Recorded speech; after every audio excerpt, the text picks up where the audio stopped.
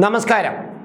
എന്തായാലും കേരയിൽ വരും കേട്ടോ എന്ന ആ ഒരു മുഖ്യമന്ത്രിയുടെ ഒരു പ്രഖ്യാപനമുണ്ടല്ലോ, അത് സത്യത്തിൽ അറം പറ്റിപ്പോയി എന്ന് തോന്നുന്നു. കാരണം സംസ്ഥാന സർക്കാരിൻ്റെ പുതിയ നയപ്രഖ്യാപന പ്രസംഗത്തിൽ പോലും കേരളവുമായിട്ട് ബന്ധപ്പെട്ട സിൽവർ ലൈനിനെ കുറിച്ച് യാതൊരു പരാമർശവുമില്ല.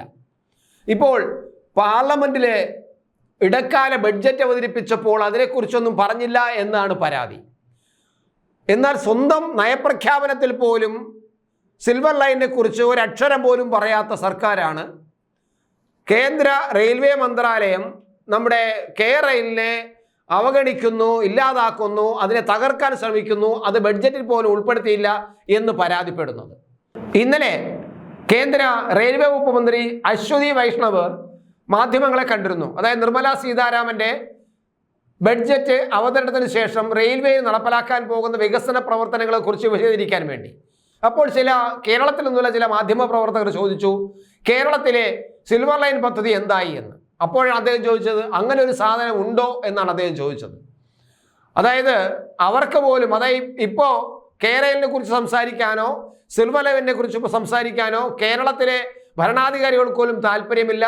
അക്കാര്യം അവർ മറന്നിരിക്കുന്നു. ഇനി അതിനുവേണ്ടി മുടക്കാൻ കാശില്ല. ഇപ്പോൾ തന്നെ ഏകദേശം 32 കോടിയിലധികം രൂപ അതിൻ്റെ സർവേയ്ക്കും കല്ലിടലിനും അടിക്കും ബഹളത്തിനും ഒക്കെ ആയിട്ട് മുടക്കിക്കഴിഞ്ഞു. അതാണ് നമ്മൾ കാണുന്നത്.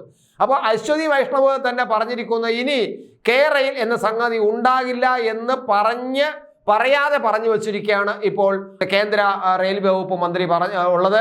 കാരണം അദ്ദേഹം പറഞ്ഞു, ഇപ്പോഴും അതങ്ങനെ ഉണ്ടോ, ഇപ്പോഴും അങ്ങനെ ഒരു സംഗതി ഉണ്ടോ എന്നാണ് ചോദിച്ചത്. അപ്പോഴാണ് നമ്മുടെ ശ്രദ്ധയിൽപ്പെടുന്നത്, ശരിയാണല്ലോ, നയപ്രഖ്യാപന പ്രസംഗത്തിൽ പോലും അങ്ങനെ ഒരു കാര്യം ഉൾപ്പെടുത്തിയിരുന്നില്ലല്ലോ എന്ന്.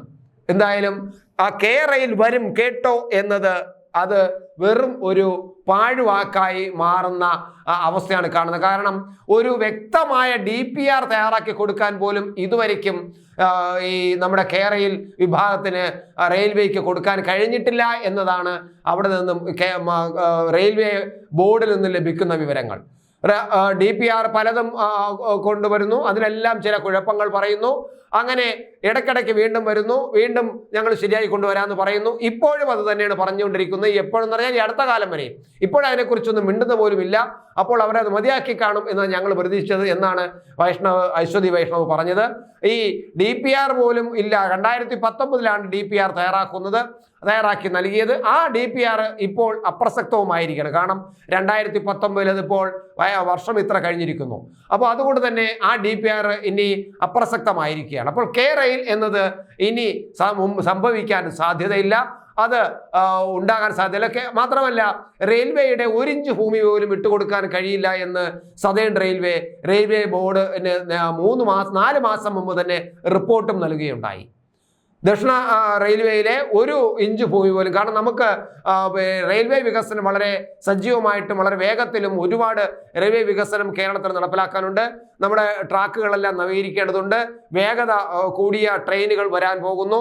ഇപ്പോൾ തന്നെ വന്ദേ ഭാരത് ഉണ്ട്. അതുപോലെ തന്നെ പല വേഗത കൂടിയ ട്രെയിനുകളും നമ്മൾ കൊണ്ടുവരാനുള്ള ഐഡിയ ഉണ്ട്. അങ്ങനെ വരുമ്പോൾ ഇനി നമ്മൾ കേരളയിൽ നിന്നും പറഞ്ഞ് നമ്മുടെ ഭൂമിയിൽ കുറച്ച് ഭാഗം വിട്ടുകൊടുത്തു കഴിഞ്ഞാൽ നമ്മുടെ ഭാവി വികസനത്തിന് തടസ്സമാകും എന്നാണ് സതേൺ റെയിൽവേ ബോർഡിന് കൊടുത്ത കത്ത് 4 മാസം മുമ്പ്. അതുകൊണ്ട് തന്നെ ഇനി റെയിൽവേയിൽ നിന്നും റെയിൽവേയുടെ ഭാഗത്തു നിന്നും 1 ഇഞ്ച് ഭൂമി പോലും കിട്ടാൻ സാധ്യതയില്ല. അങ്ങനെയാണെങ്കിൽ ഇനി പുതിയ സർവേ നടത്തണം, പുതിയ അലൈൻമെന്റ് കൊണ്ടുവരണം, പുതിയ DPR കൊണ്ടുവരണം. അതെല്ലാം ഇനി കേരയിൽ ചെയ്യുമോ എന്നതാണ് സംശയം. സ്വാഭാവികമായിട്ടും നമുക്ക് പറയാൻ പറ്റുന്നത് കേരയിൽ വരും കേട്ടോ എന്ന് പറഞ്ഞുകൊണ്ടിരിക്കാൻ മാത്രം.